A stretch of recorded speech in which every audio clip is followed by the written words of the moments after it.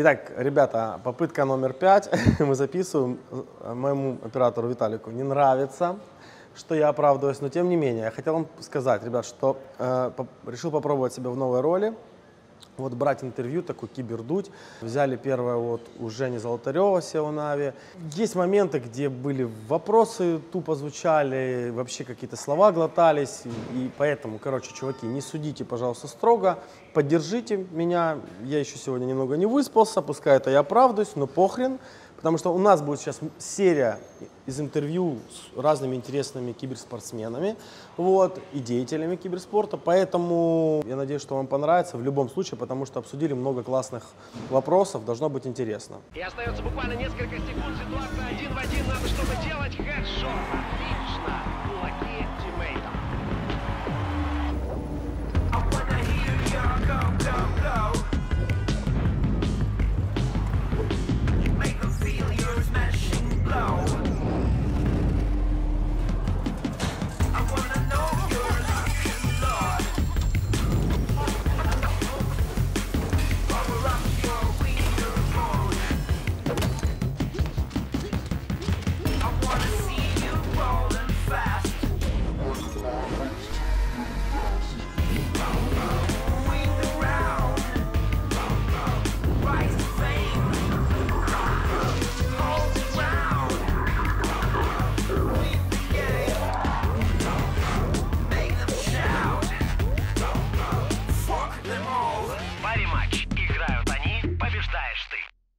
Контракты супер длительные, бонусы платят, личных спонсоров приводят, еще и мажоры и стикеры. Остановитесь. Они сидят не только на буткемпе, а присели на зарплату. Блин, а куда, как? Будет им. Разочарован я в Valve и Dota. Как с ними бороться, если они, как бы, знаешь... Что не появилось не вчера. Правильно ли критиковать Зайца, если он все сделал по контракту?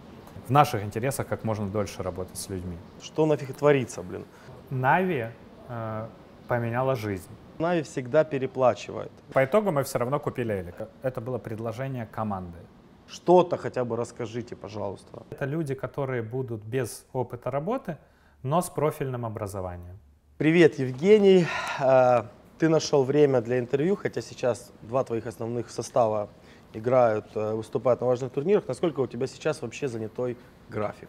Ты имеешь в виду в связи с ковидом? Ну и или вообще, в принципе, в целом из-за того, что сейчас играют команды, какая у тебя, собственно говоря, какие вопросы ты сейчас решаешь, да, в этот активный, как бы, такой период, когда у тебя два состава рубятся, как бы? В целом осень, период и пролонгаций спонсорских контрактов, и заключения новых на следующий год, поэтому обычно вот где-то начиная с конца сентября и до середины декабря это все про спонсоров, про переговоры. Ничем особо не отличается, единственное, что меньше намного поездок стало, и это чуть-чуть облегчает жизнь, потому что, например, в январе-феврале за 2 месяца я был дома 5 дней. Вот, это выбивает тебя из офисной жизни, где-то какие-то штуки выходят из-под контроля. То есть у тебя как операционного директора, да, грубо говоря?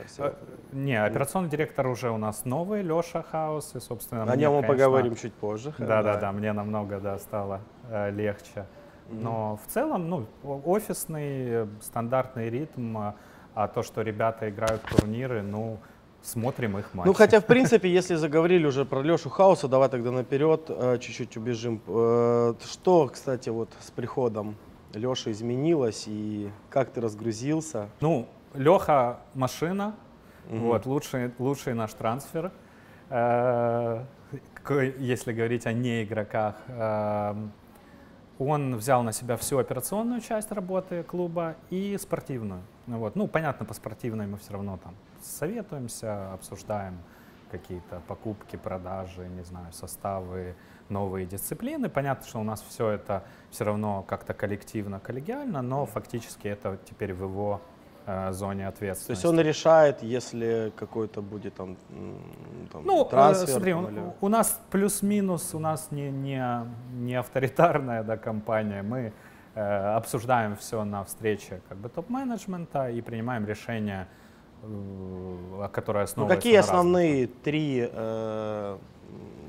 3 аспекта, которые входят в обязанности Леши. Основные там 3 пункта, которые ты назовешь. Ну, по сути, он совмещает в себе 2 роли. Это спортивный директор, операционный директор, и также он вовлечен во все прочие вопросы. Мерчендайз, маркетинг, Что медиа. входит в обязанности спортивного директора? Работа с менеджерами составов.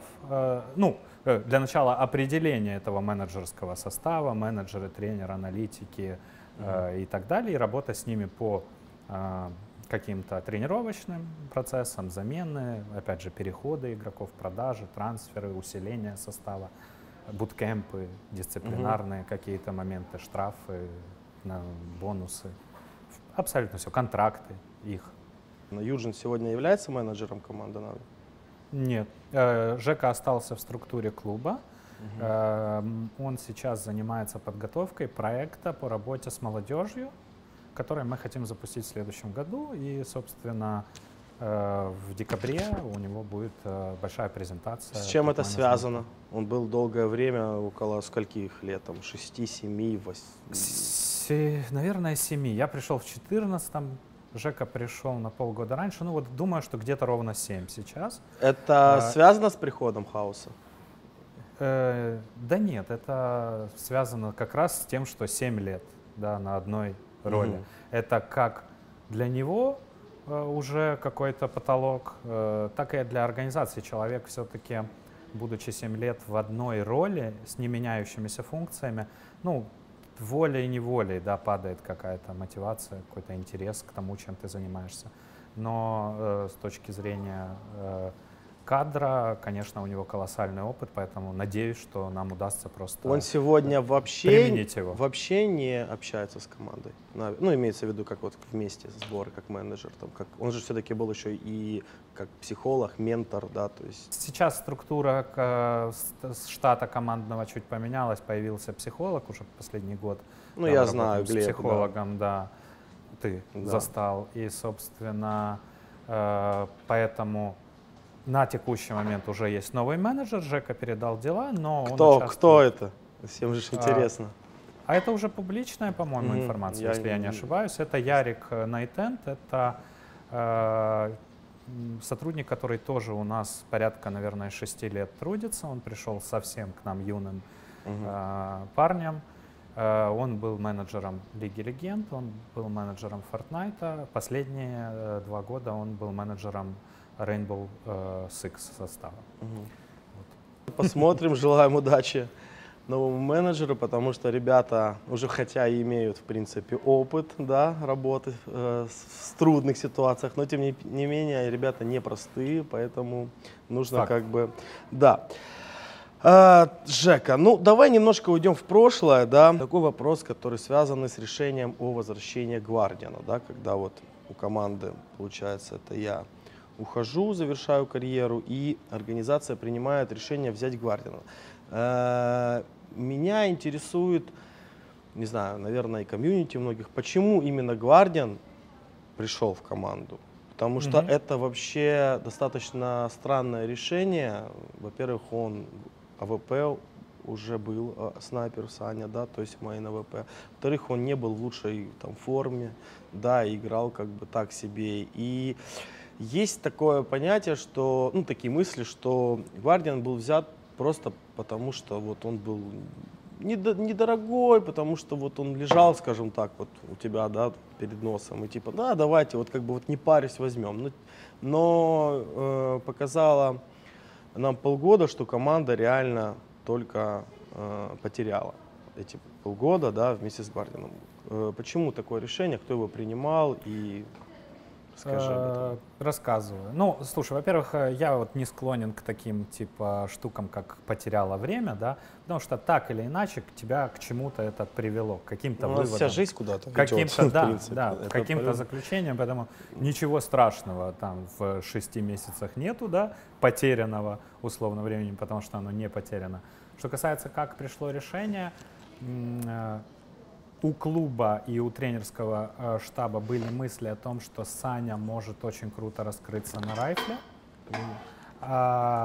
И это была такая вот авантюрная, да, попытка, собственно, действительно ты прав, что Ладик на тот момент был доступен, и там трансфер не стоил космических денег, и поэтому, собственно, эта попытка и риск, он был недорогой.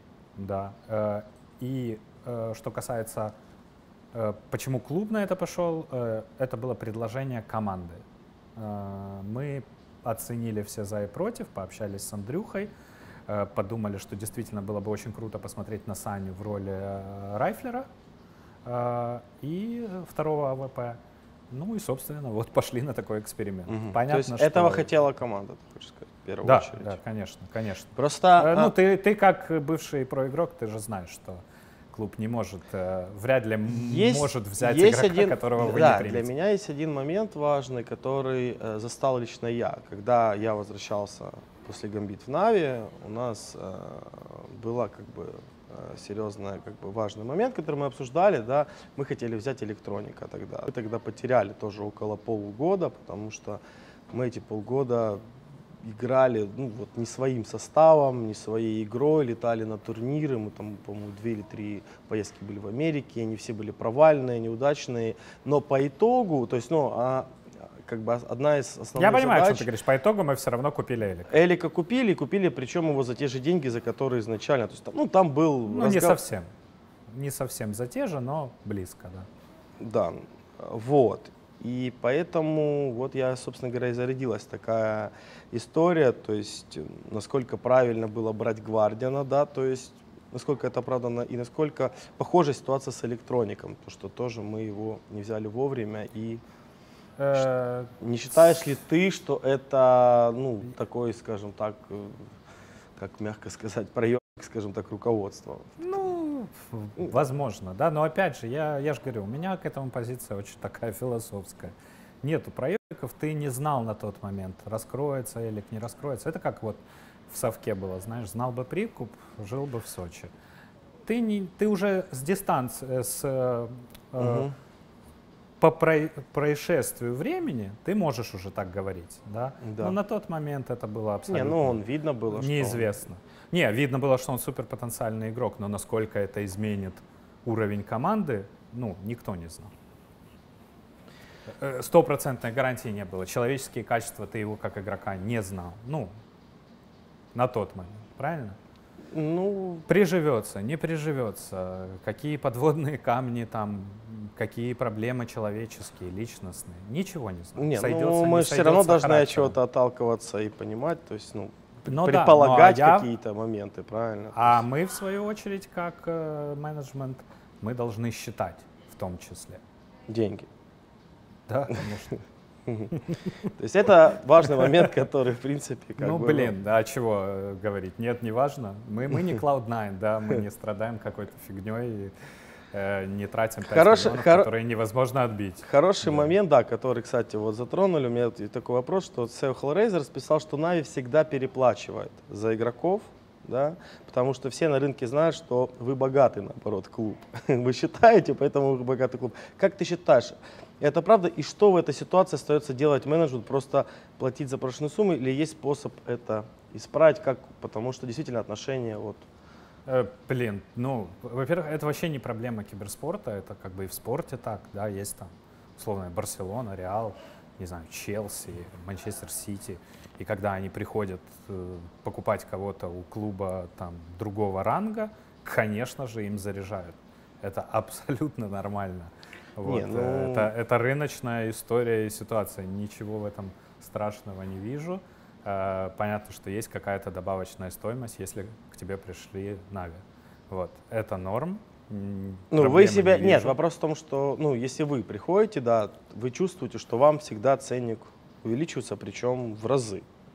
Ну, не в разы, но да, там не, ну, подожди, процентов я помню, на 30-40, да. Форс миллион, помнишь, там... Не, такого не было. Я не знаю, откуда эта инфа. То есть мы не дошли с Форс до переговоров финансовых, они не хотели продавать игрока. Вот.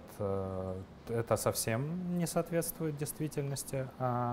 Что касается в целом цен для Нави, ну, то, что сказал SEO Hellraisers, да, так и есть, но как это можно пофиксить? Ну, мы можем играть грязно, да, и там через игроков давить на их клубы, Не, ну это бла-бла-бла. понятно. Но это на дистанции не принесет тебе никакого эффекта, потому что, ну, ты выстраиваешь все-таки долгосрочную историю. Поэтому если мы себя будем вести таким образом, ничего на дистанции нам не светит. Хорошо, с этим разобрались. Как, когда меня выгоняли из команды в 2016 году, по-моему, это конец был, да, 16-го, какой позиции придерживался лично ты?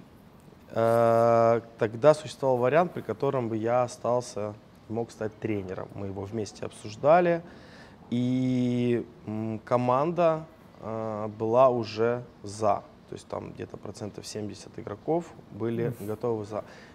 Хорошая улыбка. Вот. Почему организация приняла, все-таки оставила Старикса? И какой позиции придерживался ты? Да, вот. Смотри, Дань, во-первых, это была моя такая один из первых челленджей, потому что до 2016 года я не занимался составами, я был в Наве, там и персонал подбирал, и продажами занимался, но не работал с командами. И в 2016 году Саня Кахановский начал передавать дела и поставил меня спортивным директором на тот момент. Вы тогда были вечно вторыми, очень много туриков вы играли финалы, в том числе с Luminosity. Ну, я помню, 10 турниров, 8 вторых мест. Ну, по-моему, да. Около такого. И буду честен, да, несмотря на то, что хочется побед, но в целом, с точки зрения как бы бизнесовой, это классные результаты. Они клуб устраивают, да, потому что вы всегда в топе, вы всегда далеко заходите, это всегда большие просмотры и, собственно...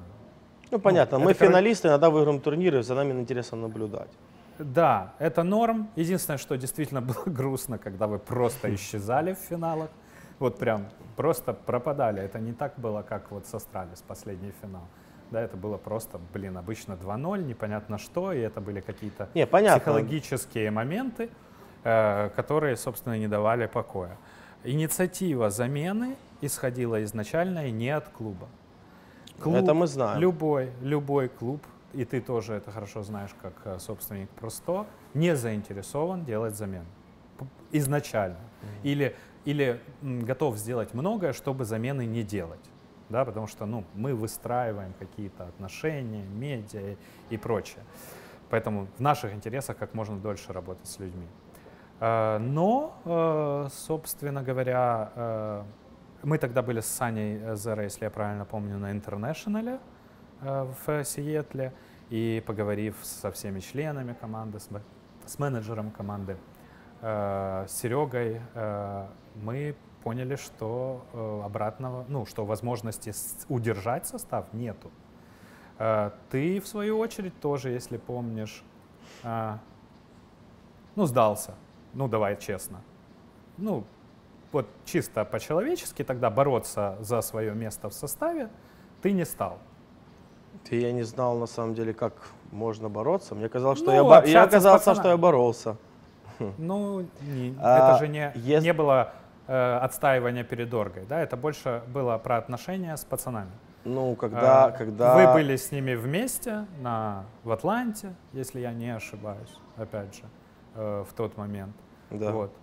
Эту всю инфу, Дань, я знаю не из первых уст, а от менеджера. То есть мы там общались, разговаривали, и как мне было сказано, что... боролся, не боролся, это такой оставим этот момент, потому что я считаю, что когда ты узнаешь такие события, которые, оказывается, уже крутятся, мутятся около долгого времени за спиной, и тут они резко такие выскакивают, ты понимаешь, что люди этот же план вынашивали, то есть у них же он был в головах, и когда мы сидели там, если к слову сказать, в комнате общались, то, естественно, все высказывали и свое мнение, и вроде как я понял, что некоторые личности, как с ними бороться, если они, знаешь, причем те, от которых ты очень сильно этого не ждал. Вот, поэтому... у нас где-то такая же была позиция, то есть там невозможно было ничего поменять, да? А потом уже, когда прошло несколько недель, когда у нас с тобой появились разговоры о тренерстве, да. Насколько я помню, Серега был очень неплох, когда было разрешено координировать. И, по-моему, мы выиграли сразу первый турнир, если я правильно помню, ESL Нью-Йорк. Ну, может, не первый, но один из первых. После. Да, поэтому, ну, то есть это было сомнительно, в принципе, менять Серегу на тот момент. Когда уже поменялись правила, и его сильные стороны нивелировались, а слабые вылезли, ты уже играл в гамбит. Хорошо, хорошо. Прошло 10 месяцев, да, вот выгнали меня, команда была там топ-2 мира, вы выиграли турнир. Вот мажор, тот мажор знаменитый, который мы выигрываем с гамбит, а Нави не выходит из группы.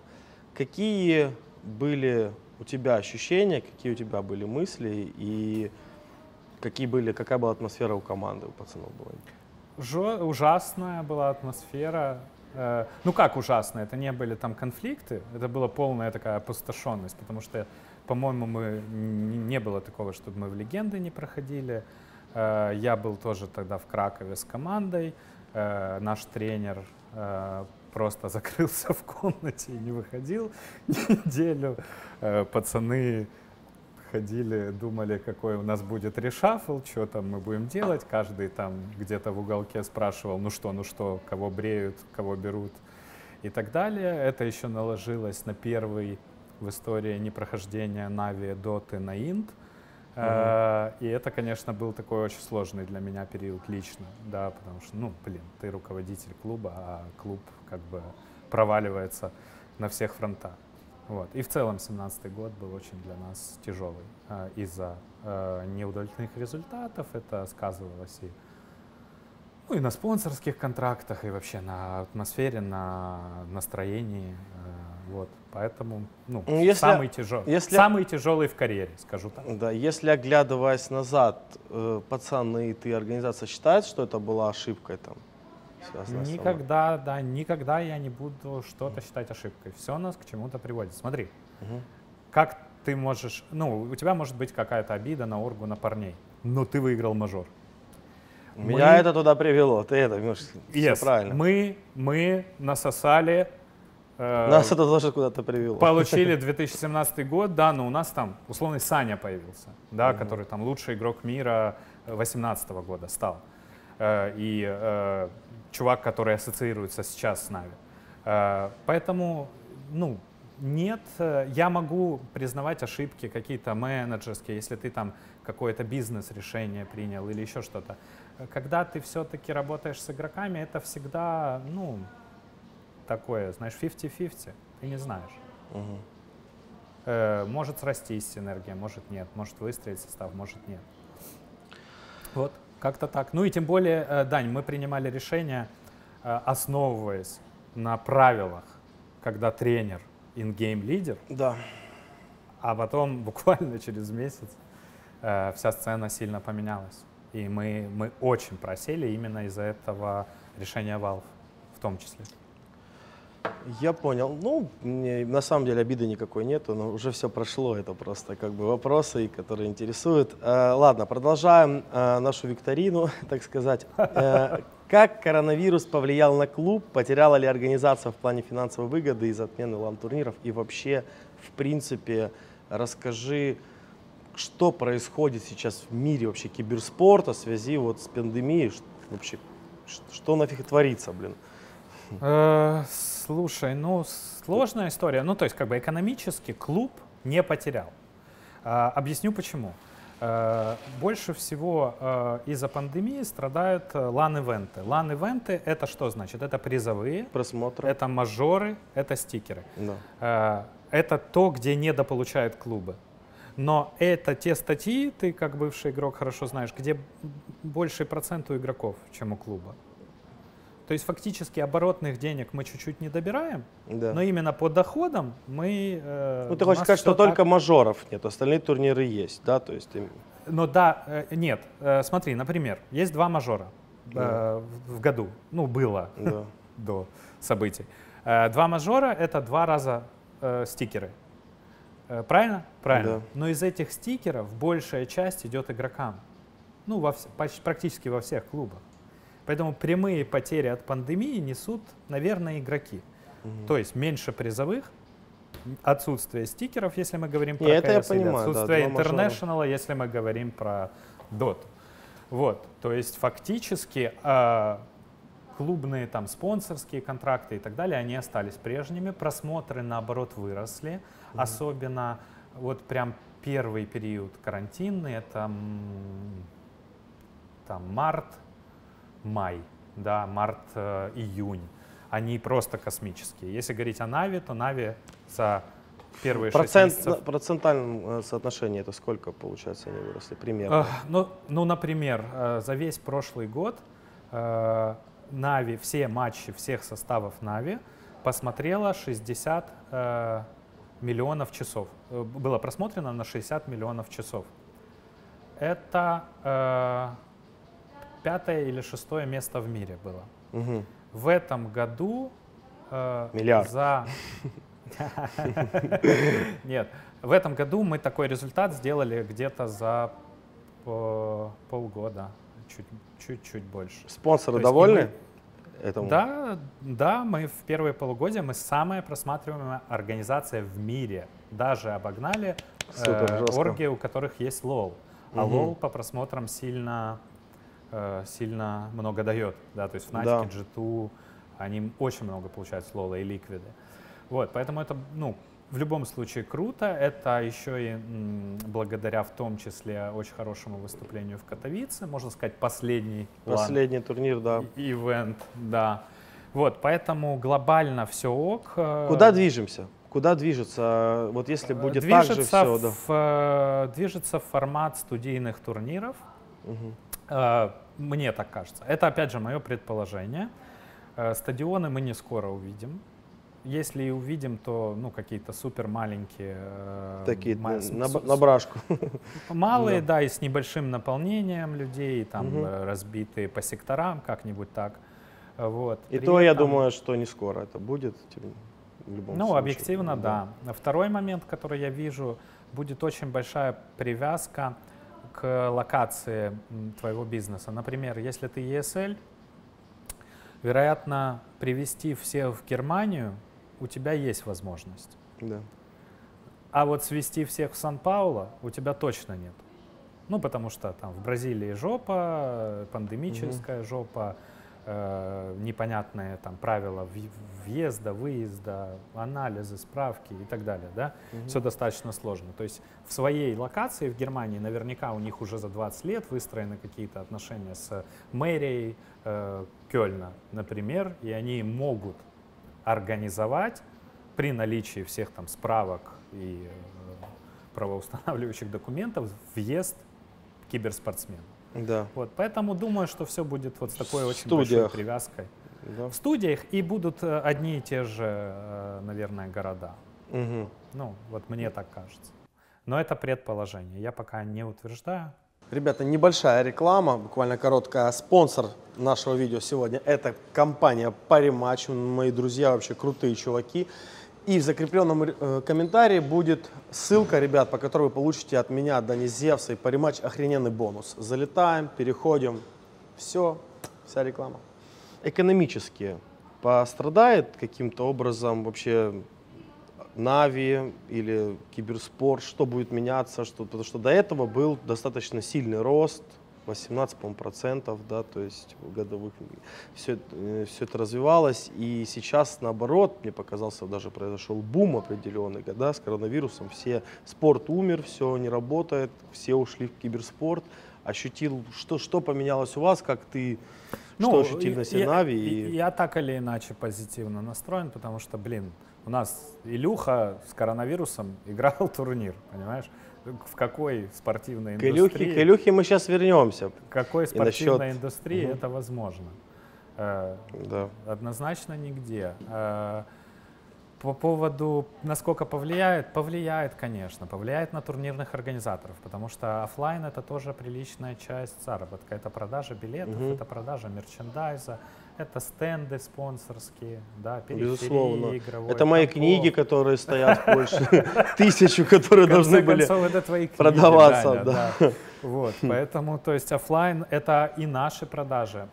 У нас в онлайне все как бы классно продается, я имею в виду футболки и прочее, но в оффлайне, если команда далеко заходила, очень было, ну вот, например, на берлинском мейджоре у нас там был солдат просто типа за пару дней, да, и эти оффлайн продажи. Ну, футболки, по-моему, да, ну вот с флагом Германии, если помнишь. И вот эти продажи на оффлайне, они тоже, ну, важны. Также, так как Na'Vi является партнером ESL и Blast, и мы получаем процент от их доходов, с нами делятся доходами именно по ESL, там, про лиги, по ESL. Каким процентом, если Что?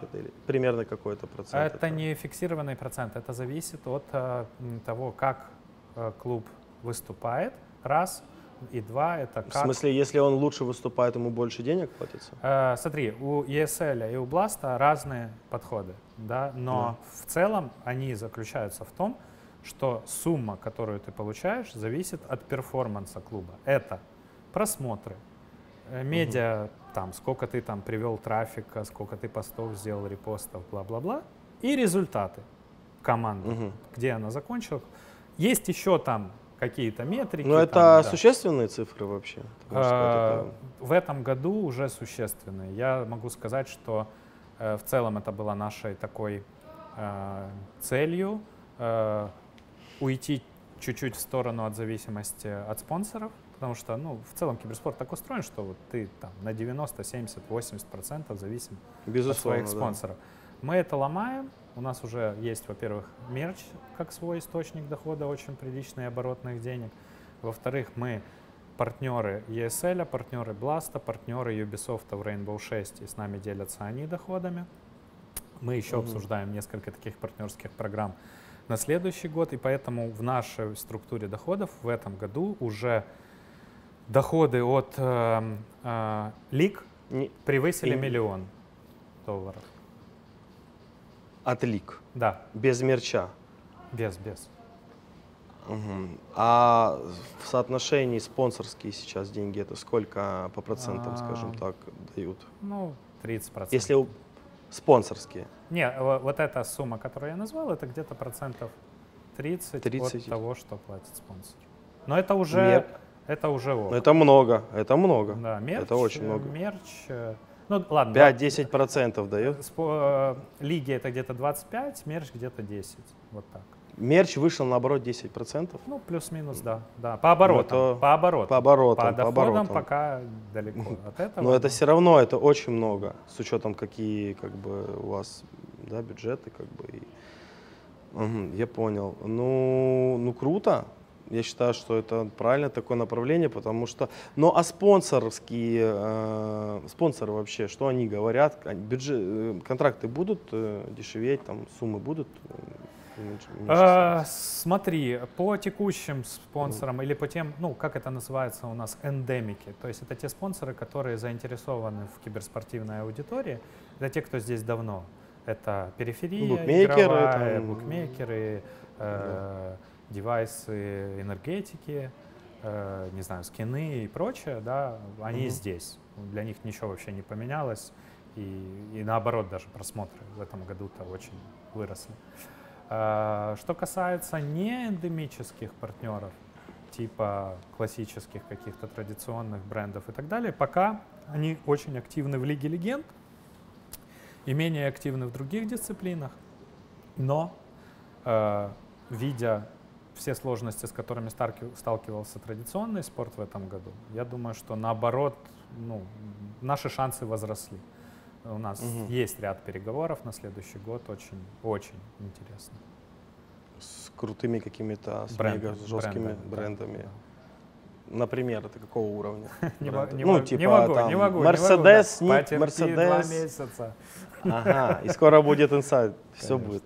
Хорошо, очень интересно, дай бог, чтобы все получилось. Вопрос такой, Na'Vi выиграли ЕМ на лане, потом результатики пошли на спад. С чем это связано, ты считаешь? Почему так? Ну, ты же лучше меня знаешь, что такое LAN, что такое онлайн. То есть уже когда ты там в топе в тир-1 КС, у тебя все инвайты, у тебя очень четкая система подготовки. То есть буткемп, турнир, буткемп, турнир, буткемп, турнир, буткемп, турнир. Ты привык жить в этой парадигме. Ну, все, короче, поехали домой, расслабились и, собственно говоря, вот и все, да, то есть ничего такого особенного в этом нет. Ну, где-то так, где-то так. Я понял. Да, и, Хорошо. и как это поменять дистанционно, да, отношение человека, ну, тоже очень сложно, да, потому что тут ты все-таки глаза в глаза смотришь, тут есть какой-то став, менеджмент. Но мне кажется, также еще в инете просто все остальные команды прибавили, потому что они все Абсолютно. как-то Нет, успокоились, конечно. Ну, сели, и сама суть неравных условий, ну, это как бы не очень спортивно. Да, согласен. Смотри, когда впервые появились вообще слухи о том, что вы хотите взять перфекта, да, то многие не поняли этого мува, потому что, ну, обычно как бы Нави всегда выбирают какого-то именитого игрока, который на слуху, да. Кто принимал решение в первую очередь, что именно перфекта и почему, как это вообще было? Что это было, многие не поняли действительно, как так. Слушай, ну, наверное, с моей стороны, как ЦЕО, это не очень, типа, правильно комментировать такое решение, ну, типа, потому что это, по сути, тренерское решение.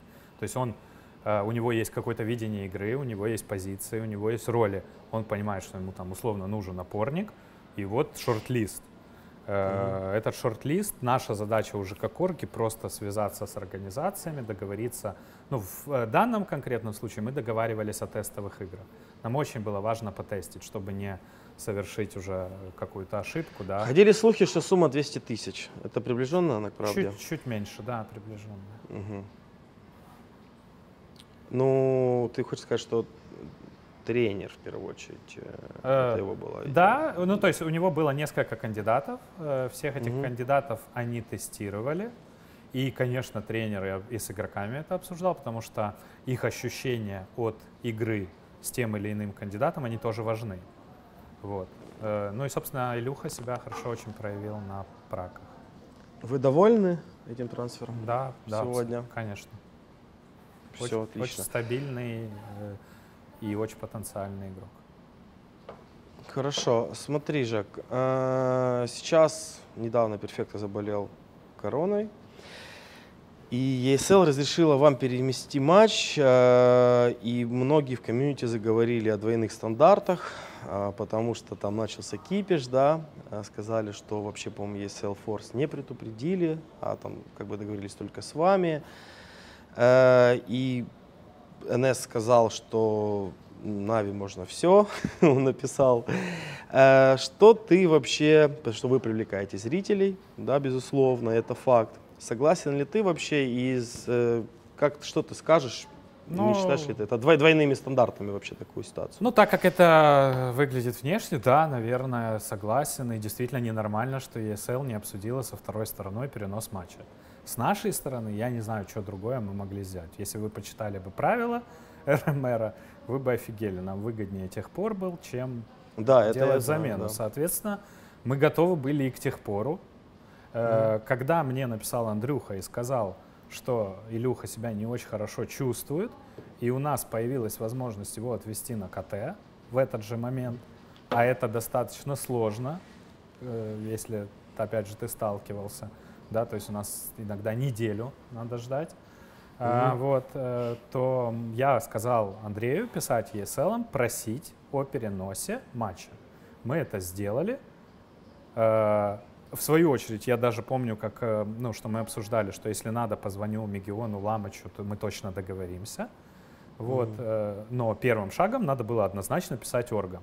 Мы написали оргам, и они нам подтвердили перенос. Мы, честно говоря, даже не подумать не могли, что это как-то не обсуждалось со второй стороной. И, может быть, и нам Почему, надо было... как ты думаешь, ESL так? Я не знаю, мне кажется, это элементарный завтык, если честно. Вот. Не потому что Нави...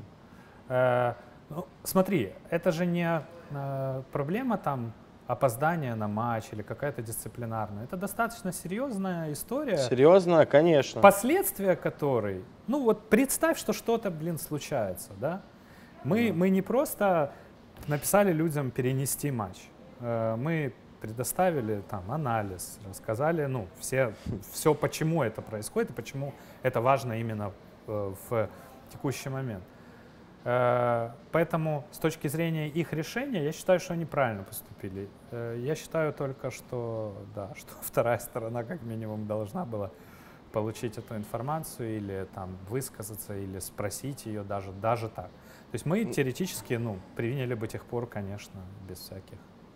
Сейчас у вас какие отношения с Форс? У тебя и у команды, не знаю.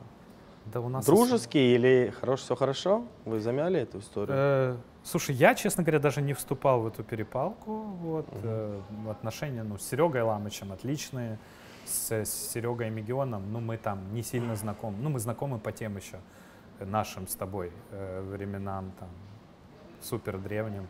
Это понятно, да. Да, и там виделись несколько раз, поэтому мы не обсуждали эту тему. Лично мне он ничего не писал, я ему тоже.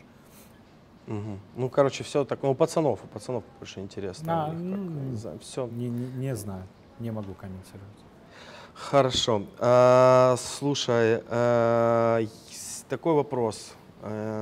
Сейчас выросли ли вообще трансферы игроков по КСу? И если бы, к примеру, сегодня вернулись Мибры, да, и сказали, мы хотим купить Мибры, хотят купить Симпла, сколько бы им мог обойтись этот трансфер?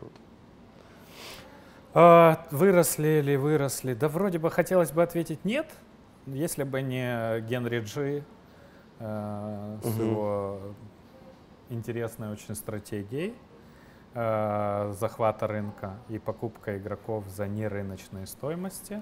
Также, ты про Cloud9? Да, конечно. То есть в моем понимании это просто провал. Ну это трэш, да? То есть смотри, я тебе в начале, в середине нашего интервью рассказывал о доходах от лиг.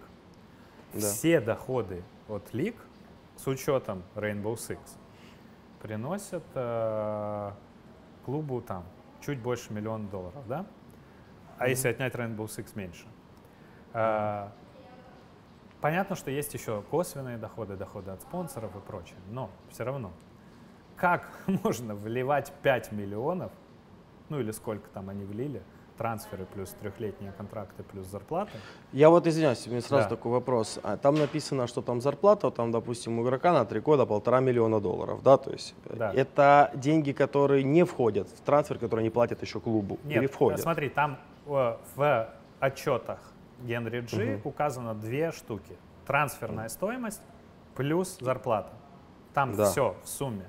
То есть, условно, какой-то контракт им обошелся в лям, потому что там 3 года зарплаты плюс трансферная стоимость. Какой-то в 2, какой-то в $500 000. Смотри, объясни мне, нубу, который не понимает. Вот там $1,5 миллиона они покупают игрока. Написано $1,5 миллиона и 3 года зарплата. Правильно? Нет, там написано contract value, то есть стоимость контракта. Первого, кого они купили? Алекса или кого? Да. Алекса. По-моему, $1,5 миллиона, 3 года, да? Это стоимость зарплата. Контракта. Это и трансфер, и зарплата. Это входит в одну стоимость? Конечно. Так если они, допустим, игрока купили, к примеру, теоретически там, за 500 тысяч, то на 3 года они платят зарплату $1 миллион. Да. Если ты хочешь посчитать, в принципе, сколько там часть зарплаты, сколько... я примерно говорю, если так раскинуть. В принципе, для американского рынка зарплата там это в месяц получается около 30 тысяч. Это иллюзия. Смотри, зарплата. Да. Какой американский рынок? Ты посмотри, что из-за пандемии с КСом в Америке происходит. Что там? Ты расскажи. Рассказываю. 100 воров ушли из CSGO. Хотя они партнер и Blast, и ESL. То есть люди сознательно даже отказались от доходов от лиг и ушли раньше. Просто потому что понимают, что они все равно не отобьют, и у них куча логистических проблем. Потому что весь КС сейчас в Европе. Что будет с ЕГЭ, что будет с ликвидами, посмотрим. Но я думаю, что в лучшем случае они переберутся в Европу играть. Вот. Как и многие, возможно, в Америке умирает Counter-Strike? Или умер? Так выходит, да. Это не то, что это не дело не в популярности игры, это дело по большей части в ковиде. Вот. Или если у тебя американский игрок Обо играет за Complexity и вынужден 4 месяца жить в Европе и потом сдувается, ломается и ливает, да, то это тоже не ок. Плюс Valorant, который многих американских игроков затаскивает ну, многие клубы берут на неплохие зарплаты. Поэтому тут вот как конкретно в КС дело не в рынке, а дело в том, что в КС экосистеме 5 миллионов на текущий день, даже за пару Это лет, до хрена. ты не отобьешь. Пора, пум.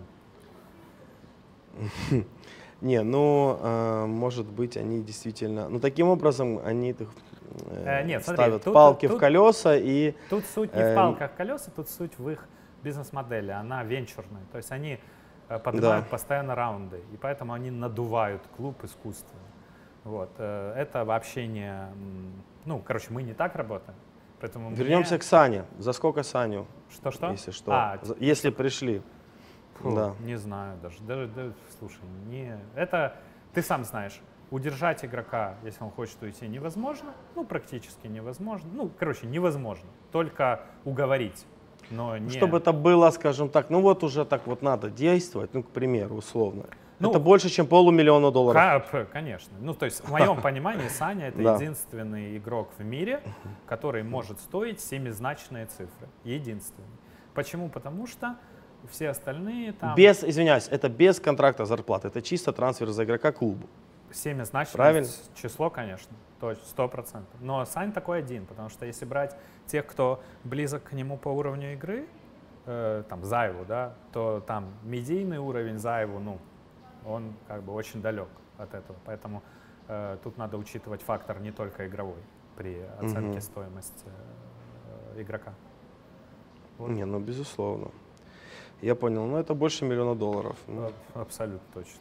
Астралис, да, писали, что у них, опубликовали отчет, да, что у них 81% дохода организации дает Counter-Strike и 16%, по-моему, LoL дает. Почему у Нави нет Лола? Первый вопрос. И как у вас в Нави, насколько у вас цифры приближены к вот такой вот? Смотри, у нас сложно посчитать так цифры. Астралис делала разнобрендовую стратегию. У них в Лоле Origin, в КСе Астралис. Принадлежит это одному холдингу, но это разные бренды. И поэтому тебе легко посчитать, какие спонсоры у тебя пришли на Лол, а какие у тебя пришли на КС. В случае с Нави у тебя все спонсоры приходят на Нави. Мы продаем весь клуб. То есть если ты спонсор Нави, ты спонсор всех 7 составов Нави. И поэтому так вот вычленить, что у нас... Не, ну не на проценты. На вскидку, на глаз. На вскидку, да. КС процентов 50. 50, не 80, не 70. Нет, конечно нет. У нас 7 какие? дисциплин. Ну, Dota очень неплохо сейчас у нас зашел PUBG Mobile. Очень неплохо. И Кстати, я знаю, всему, я да. там топлю за наших. Вот. И Rainbow Six. Rainbow Six очень выгодная дисциплина по доходам, по скинам, по продаже скинов. Вот, поэтому, ну, 50. Хорошо, почему Лола нету? Ну, Дорого? Когда было в 2018 году, когда они лигу делали франшизной европейскую, они очень там нас хотели видеть, и мы хотели туда пойти. Но да, дорого. Ну, на тот момент мы не могли это потянуть. Но сейчас они пока лигу не расширяют. Но если будут расширять, я думаю, что нам было бы интересно в европейский лол. Если же они не будут расширять, потому что это уже не только от Riot зависит. Если у тебя лига франшизная, и ты хочешь расширить количество участников, должны проголосовать и участники сами. То есть клубы, которые играют в этой лиге. А если они добавляют какой-то клуб, значит распределение доходов чуть для них будет меньше. Процент. Естественно. И поэтому, да, это такой всегда момент, ну, непонятно, будет расширение, не будет. Если не будет, будем, наверное, пробовать себя в СНГ, в Лоле. Вот. СНГ Лол, я знаю, очень слабый, и там все как бы подупало, насколько я наверное, слышал. с тобой согласен, и именно поэтому нас Да. там и нету последние годы. Но вроде у них там есть изменения определенные кадровые в управленческой структуре именно по CIS региону.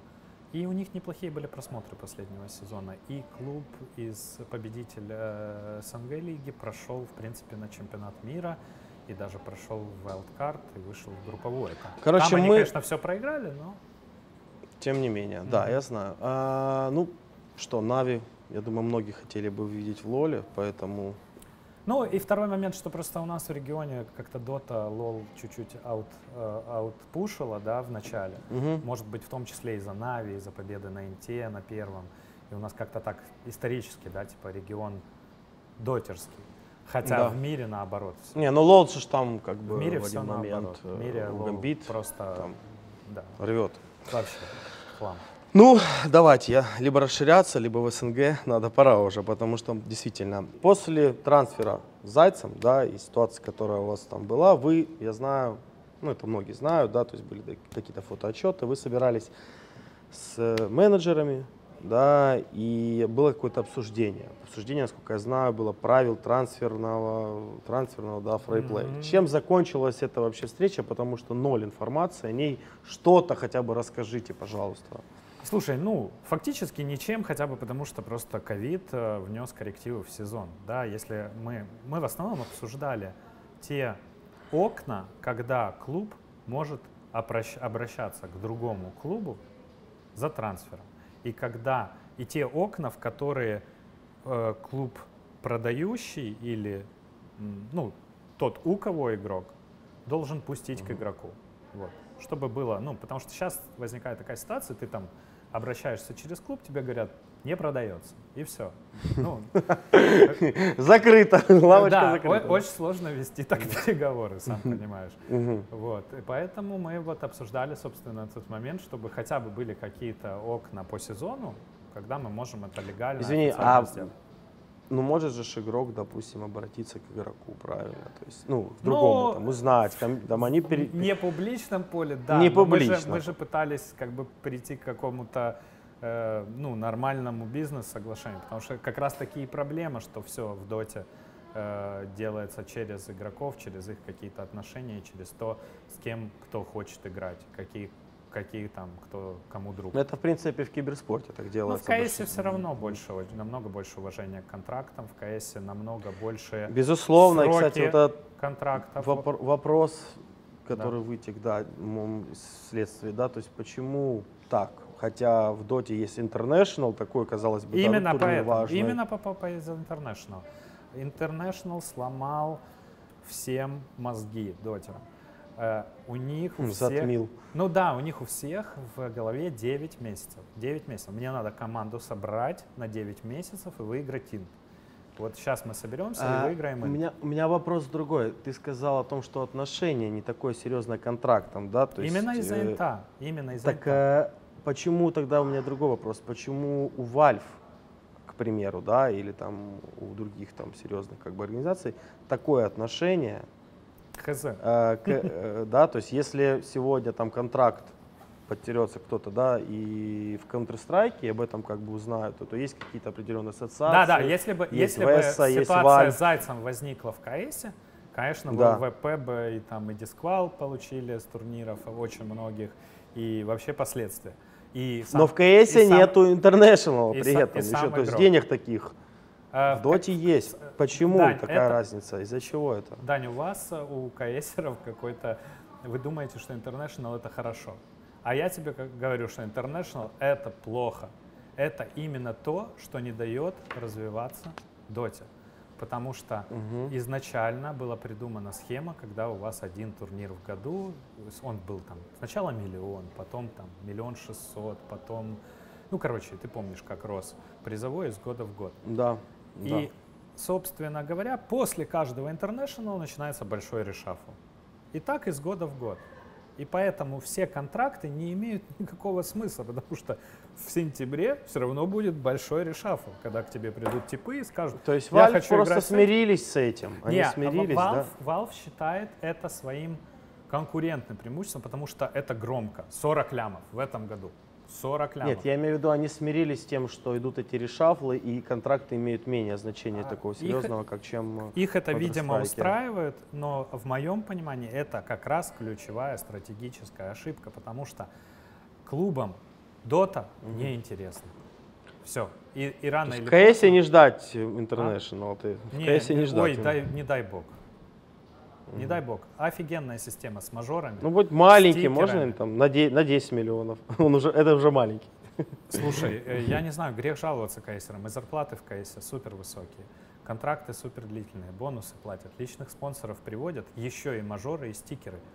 Остановитесь. Ну, сейчас ковид, Еще нет мажоров, Нет. нет стикеров. Нет, это прям too much. Недавно Сергей Гламазда, да, из Virtus.pro сказал, что $120 тысяч за состав VP Prodigy — это смешная цена.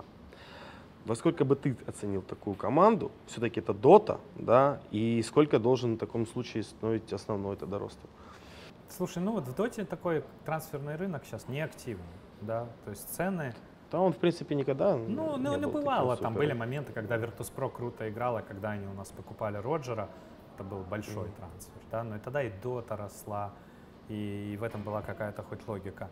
Сейчас обычно это 20-30 тысяч за игрока, ну там 10, 15, 20, 25, 30, 40, 50. Вот. 50. 50, да. Поэтому Да. если исходить, что там у него 5 топовых игроков, ну или сильных, хороших, то ну 250 это максимум. Это основного тоже. Не-не-не, это мы говорим про ВПП, ну то есть 200-250 это нормальная цена была бы, если вот взять по стоимости отдельных игроков. Если говорить о основном составе, тут надо понимать, что основной состав это еще и расход. С высокими зарплатами, безусловно, да? Которые в доте не отбиваются. Поэтому тут вообще сейчас не вопрос денег. Я думаю, что если основной состав ВП куда-то и сейчас перейдет, то это не продажа будет. Я так понимаю, у них контракты заканчиваются. Я в доте не такой там как бы эксперт, поэтому мне интересно самому все это узнавать. Смотри, твоя цитата. В принципе, мы отношения с игроками не контрактами регулировали, мы больше на доверии. Я уверяю вас, что люди, которые играли у нас много лет, они, может, и контрактов своих не видели. Ты считаешь, это был правильный подход, как Story Зайцем изменила ваши отношения к работе с контрактами? Да? И правильно ли критиковать Зайца, если он все сделал по контракту? По поводу, приняли ли какие-то решения, приняли, операционные и кадровые, в том числе с точки зрения юридического департамента. И опять же и Леха появился, который гораздо... Это связано и с тем, что у меня не было ветки топ-менеджмента еще в 2019 году, и я практически все должен был там сам проверять. И, соответственно, конечно, ну, я ты говорил интервью, да. что завтычил там, да. Да, вот. Теперь, что касается поступка. Я считаю, что он поступил не по контракту, потому что контракт у него, если формально, не продленный, если бы мы не продлили контракт, он закончился 31 декабря. Заяц играл за нас на мажоре в феврале. Значит ли это, что он продлил с нами контракт? Как ты думаешь? Ну, вероятно, что да, если он играет и получает зарплату, играет на мажоре. А я вам скажу, ну, между нами, он продлил контракт. Мы не соблюли формальность и не взяли письменное его, короче, бумажку, что я хочу продлиться, вот условно, если упростить. То есть с нашей стороны это однозначно как бы факап, это не обсуждается. Но с его стороны это также не этично, не красиво, и прежде всего по отношению к тиммейтам, с которыми они выходили уже на какой-то нормальный уровень игры и выше, чем УВП на тот момент. Да. Что еще ты спрашивал по поводу... Не, ну вообще, то есть контракты, я спрашивал, ну, ты с нами играл, отношения. ты много читал там в своем контракте за 7, 8, 10 лет, сколько там, да? По-разному. Были было, у нас что вообще не читал. Какие-то контрактные недопонимания? Качели? Да. Ну, мелочные были. Ну, кроме размера. Там, ну, оклада, да, зарплаты, кроме переговоров о цифре. Были ли какие-то Ну, были цепляние какие-то к пунктам. несерьезные какие-то, да, там были моменты, но в целом нельзя сказать, что там что-то такое. И я думаю, что сложное так было. и любой клуб, потому что, блин, ну, в бумажке может быть написано все, что угодно, вот, но Да. фактически ты работаешь все равно с человеком. И все равно регулируется твоя работа с человеком, твоими с человеком отношениями, а не тем, что написано в контракте. Контракт — безусловно, это просто- что-то, к чему ты можешь прибегнуть, в случае, если ты не смог договориться. Только так. Ну, тем не менее, Заяц как бы зацепился за эту формальность, да, то есть если сегодня ты хочешь сказать, что у вас есть уже штаб, который жестко У контролирует, нас и теперь это- вы... И тогда, понятно, был штаб просто. Это, знаешь как, ну, если тебе человек в ноябре сказал, я продлеваюсь, и вы что подписали, вы просто забыли исполнить какую-то формальность, ну, ты спокоен по умолчанию. Ну, блин, тебе человек там условно пожал руку, да, и подтвердил. И ты выступаешь лучше, чем твои конкуренты. Ну, мега не... Для меня это был мега неожиданно. Вот так. Хорошо. Вы 2 года строили состав по доте, и недавно всех, я так понимаю, перевели в запас и взяли состав Fly to Moon. Да. Правильно? Да. Какие выводы ты можешь сделать? Не считаешь ли ты это как бы вообще ошибкой? И что ты можешь сказать на этот счет, скажем так? Ну, смотри, мы бились об стену в доте вот последние там 3-4 года, пытаясь постоянно склеивать. Вот был какой-то костяк, мы там добавили одного игрока, второго, этот там выбивается, еще кого-то, этот захотел уйти, надо там замену найти. И вот это все постоянно клеение такой разбившейся какой-то вазы. Надоело, откровенно надоело. И мало Почему того, не получилось склеить все-таки? Ну, вы же управленцы, правильно? Вы контролируете, вы покупаете, вы берете, вы Вот выгоняете. потому что в доте есть эта вот специфика, что дотеры не уважают. Ты не можешь ему, ты не можешь с ним говорить о 2-3 годах какой-то перспективе. То есть он все равно, если он не хочет играть с этим чуваком, он тебе об этом говорит, или хочет играть с другим, или хочет другую команду. И в доте это постоянно. И склеить 5 в доте, которые, чтобы все 5 хотели друг с другом играть, это очень сложно. Поэтому постоянно компромиссы были. В каждых вот этих склеиваниях был какой-то компромисс, который потом Почему? В взрывался. чем проблема, не могу понять? Ну они что же люди, Ником- кейсеры ж находят общий язык. Ну твое мнение просто, как управляющего. Мое всё-таки. мнение как управляющего — это Да. краткосрочное мышление из-за интернешнл. Ты не мыслишь дистанцией, ты мыслишь короткой дистанцией. Ну а вы пробовали им это вбить, что будет следующий интернешнл? Абсолютно. Потом за ним будет еще один. Именно так. Потом ковид и не будет. Именно так. После последнего интернешнла мы всех, Да. которые хотели разойтись по командам, не хотели играть друг с другом, мы собрали в комнате. Неделю мы их мучили в Китае, чтобы сохранить только состав.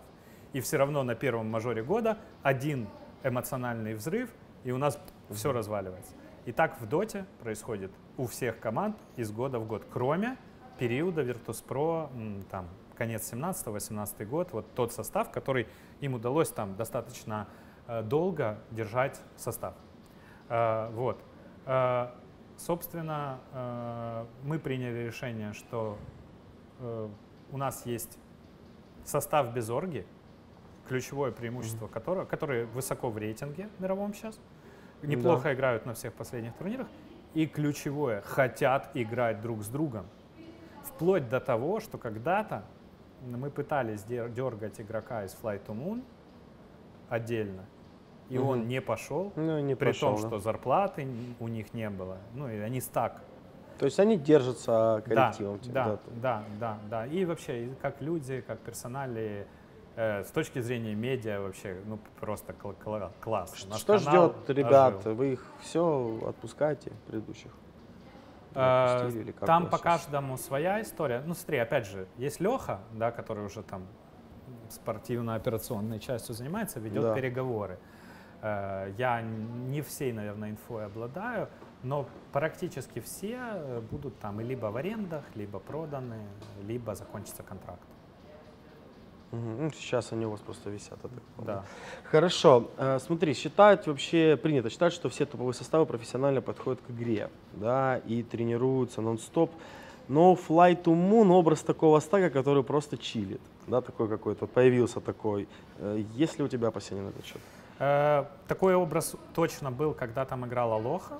Вот, и вот прям такое было ощущение. Но они поменяли Алоху именно по тем причинам, что он не выкладывался на 100%, опаздывал на тренировки.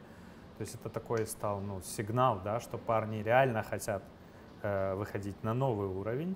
Сейчас они сидят на буткемпе уже. Просто есть, извини, к слову Да. скажу, что есть такое еще как бы какое-то шутят, что они сидят не только на буткемпе, а присели на зарплату, когда попали в Это Нави. всегда шутят в Да. доте. Все, я Какое твое? приветствую Расскажи, какое такие твое шутки. мнение? Да. Нет, я не вижу никакого. Я вижу только больше усердия и усилий. И они реально уже 3-ю неделю на Буткиче. У нас с ними оговорено, что там период до конца года это все равно некий испытательный срок. Вот, но тем не менее, пока мне очень нравится. Скажи тогда... Но и все равно очень много будет зависеть от их результатов, потому что сидеть на буткемпе и снимать контент класс, но... Понятно, Да. сидеть на шее еще без интернешнала. Вот хотелось бы спросить, что будет вообще с дотой? Потому что нету интернешнала, действительно все его... На нем очень много было строилось, и многие клубы, которые платят хорошие зарплаты, ждут всегда этого интернешнала, правильно? То Да. есть какая у вас финансовая модель и вообще куда вы смотрите? Я считаю, что International мог быть проведен. Объективно Лига Легенд умудрилась провести чемпионат мира. Зная о проблемах еще там в марте, можно было подготовиться. Да, можно было снести его, чуть позже провести в том же в Китае, где это реально... Ну, типа с минимальными Да, зрителями, но да? хотя бы с сценой, с, Мгм. не знаю, с Ну, с игроками. хорошим продакшеном, Да. там, с крутым дата, все это понятно. Да. Вот. Что будет, да мы сами все ждем. И от этого зависит, от того сезона, который заанонсирует в итоге Valve, от этого и зависит размер инвестиций, которые клубы готовы или не готовы заливать. Вот и все. То есть вы ждете какое-то решение от Valve, правильно? Не, То ну есть там они какое-то предварительно что-то сказали, там, что там 3 мажора, там Инд будет, да, там, что Будет End, ну, вроде, планируется. ну, блин, а куда, как? Вот Во-первых, 40 лямов собрали уже, Как бы. во-вторых, еще могут там 40 собрать. Ну, то есть, конечно, думаю, будет. Думаю, будет и пару мажоров, думаю, будет какая-то поддержка для тех турниров Tier 2, Tier 3, которые эту поддержку Valve запросят. Вот. Но ничего такого фундаментального не будет. Вот, честно говоря, разочарован я в Valve и Dota очень сильно. мгм. Вот. Мы, как клуб с историей в дисциплине и определенной медийной силой, мы можем сами доту домонетизировать за счет спонсоров. Но текущий состав. А если это состав какой-то типа сильно-сильно дороже, не знаю, ну там супер с победителями инта, да, в составе, Да. то, конечно, его сейчас не отбить. Не, ну с победителями-то понятно, но тем не менее с вашим составом вы видите, что можете, да, монетизировать. На текущий момент, да, конечно. Мгм, мгм. Ну, и слава богу, потому что еще не хватало, чтобы у вас дота не было. Слушай, Жека, ну ты считаешь, что через 5 лет киберспорт может стать номер 1 вообще дисциплиной спортивной в мире? Ну, номер два. Сильно далеко Футбол? от футбола. Да, недавно как раз делал аналитику, ну, там, себе для... Короче, готовлю курс один обучающий, смотрел футбольные клубы. Смотрел их соцсети, смотрел их обороты, смотрел данные по просмотрам, по продаже медиаправ. Ну, короче, все, что нашел, а очень многое доступно по футбольным клубам, потому что они публичные, как бы, юридические лица, и их отчетность, и она как бы попадает Видно, просто да. чуть позже, да, в сеть. Но там 18-й год можно весь Следить. посмотреть сейчас, да. Или там даже 19-й частично. И, ну, пока мы там сильно меньше. Не, ну я это понимаю. Сильно. Ну, за поэтому 5 лет не нагнать даже при той 10, динамике, которая 10, есть. 10. Да, думаю, да. Думаю, да. И- И прежде всего еще почему? Потому что мы с тобой росли там в 90-е, да, ну, Вы прошли 90-е. детство проходило. Я Это, имею в да. виду, что твой досуг был выйти на улицу, Погулять, пошпилить мячик во дворе, пошпилить, погонять, да, мяч. Сейчас у тебя досуг, как бы у тебя прям не отходя от кассы, ты сел, включил как бы компик, зашел С в ковидом, любимую с игру, ковидом. да, там, Да. открыл дискордик или еще что-то и все. Вот, поэтому Мгм, ну, это и факт, типа и да. хорошо, и плохо, конечно, это Да. скажется на физической форме человечества. Не, ну человечеству просто нужно заниматься спортом, и тогда они могут рубиться в игры, в принципе, это все. Можно совмещать, крайней мере, согласен, но я да. имею в виду, что тренд будет больше уходить в Мы идем туда, ну, это интересно на самом деле. Слушай, будем уже заканчивать. Последние такие вопросы, на самом деле, мне интересно и комьюнити. Вот Яна Битуру, да, которая проработала с 5 лет и всегда ее любили в комьюнити. Почему ее не стало? И причем, насколько я знаю, за пару месяцев до ее ухода уже появилась Тоня. Ну И вот, как это связано? Вот это, и собственно, что-то? не связано, потому что, ну, люди, если Мгм. они анализируют, они понимают, что Тоня появилась не вчера, да. Мы Тоню Да. брали как усиление штата, понимая, что она не продлевается со Старладером. И в нашем Мгм. мире, который, ну, отчасти контентный, потому что надо понимать, деятельность клуба, если ты только занимаешься киберспортом, ты ни черта не монетизируешь. Как бы ты ни выигрывал, что бы ты ни выигрывал, ты должен спонсорам что-то давать, кроме победы, я имею в виду какой-то Ну, понятно, какой-то контент там маркетинг, всякую, какое-то да, да, да. продвижение и так далее. Просто Смотри, Да. ты говорил просто, что ей перестало хватать мотивации, Да. Яне. Ну, Говорили это- такие это с- слова, да. да. И причем она сразу достаточно быстро перешла, по-моему, в Hellraisers, если не ошибаюсь, работать, да, то есть как ты это прокомментируешь? Есть такое понятие, как изжить себя в своей роли. Это где-то похоже на ту ситуацию, которая с Жекой Юджином произошла, да? У тебя, ну, блин, ты вот как в теплой ванне, понимаешь? В зоне Да. комфорта. И это не проблема квалификации человека или уровня профессионального. И это накладывается на плохие результаты доты. То есть это не то, что Яна там просто, блин, потеряла мотивацию. Это куча факторов вместе. И Мгм. потеря мотивации, и плохие результаты состава, и не самые медийные дотеры, вообще далеко не самые медийные. Но и это и проблема мотивации, и отсутствие новых форматов, и попытка их поиска. И Мгм. почему сейчас она уходит в Hellraisers, мы предложили перейти на другой формат сотрудничества, я об этом писал. Сдельная, по сути, схема. То есть согласовали формат, согласовали его оплату, сделала, получила. Мгм. И она согласилась, а потом, ну, видимо, потом получила оффер, да, какой-то в Hellraisers, судя по тому, что я услышал, там позиция медиа менеджер или... Ну, короче, это не просто ведущая, может, ее там дали Ну, какие-то... хорошую какую-то должность, да. Да, и с точки зрения, может, функционала что-то более интересное, что-то, что у нас занято. Да, у нас же тоже надо понимать, что штат, медиаштат — это же не только ведущий, это гораздо больше, чем ведущий. И Нави это вообще да. гораздо больше, в принципе, И- чем Нави. И поэтому вот Да. так, и поэтому я считаю, что... Может, это как-то прозвучало грубо, но я считаю, что это точно на пользу двум сторонам, 100%. Если говорить просто про цифры, то вот за последние 3 недели на Dota 2 канале вышло 6 видео. Это Мгм. столько же, сколько за 6 месяцев до. Понимаешь? Да, я понимаю. Вот, То есть вот у и вас, ну, изжили, короче, себя, и надо вот двигаться дальше. да. отношения наши себя и жили, да, совместно. Вот так. Я понял. Такое бывает. Ну, главное, все равно интересно, что все остаются, грубо говоря, в одной сфере, в одной Ну, так или тусовке, и иначе, мы же как-то все иначе, это да. киберзависимые. Как сказал Лекс, мы в одной кибитке, и нас периодически потрахивает хорошо.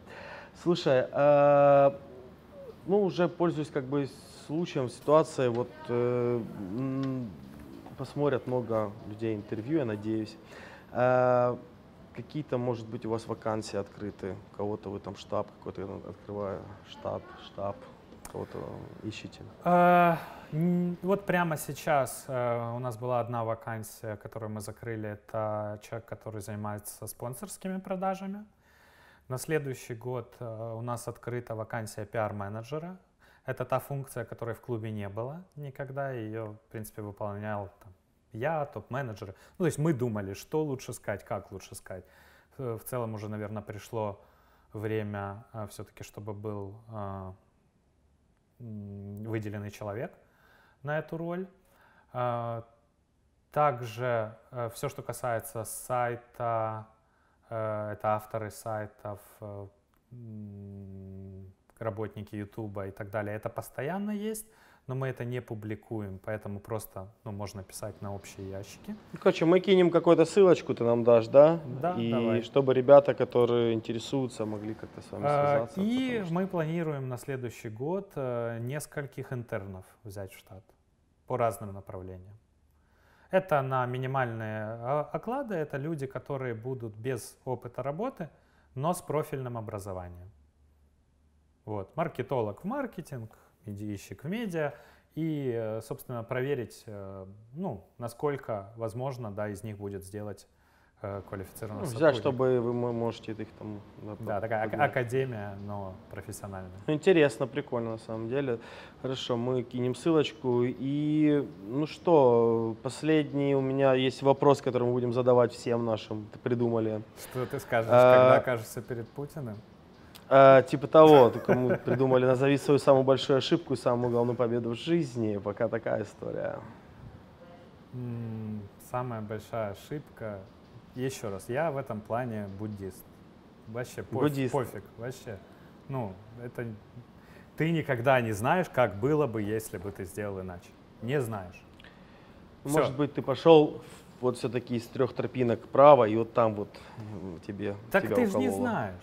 Ты же не знаешь. Ты же, может, пошел, я тебя спрашиваю. Нет, смотри, вот чувак, надо принять получил. решение и верить, что оно правильно. Все, нет другого. Иначе ты самобичеванием занимаешься, мучаешься, думаешь. А если бы? Хотя это не имеет ровно никакого если смысла. Если бы, понятно, но может быть какая-то была бы у тебя был бы выбор другой или там что-то, вот ты по-другому бы сделал в жизни. Всегда есть об выбор. этом больше Всегда речь. есть выбор. Ни о чем не Когда ты проанализировал, то есть нету, да? То есть ни о чем не жалею. Все куда-то привело, все зачем-то было, все Какой что-то победе? дало. Какой победе жизни? Какие-то качества. То, что я попал в Нави, это поменяло мою жизнь кардинально, потому что я геймер, да, мы с тобой знакомы там с 2003-го, да. но у меня была огромная пауза, и я уж точно не думал, что я вообще когда-либо вернусь в киберспорт.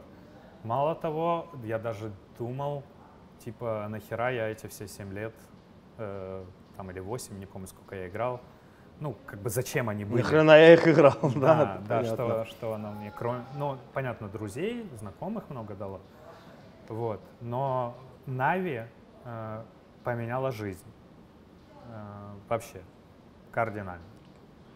Круто, Жека, круто. Я желаю вообще, я тебя знаю и очень рад на самом деле, что ты в Нави, ты всем этим занимаешься.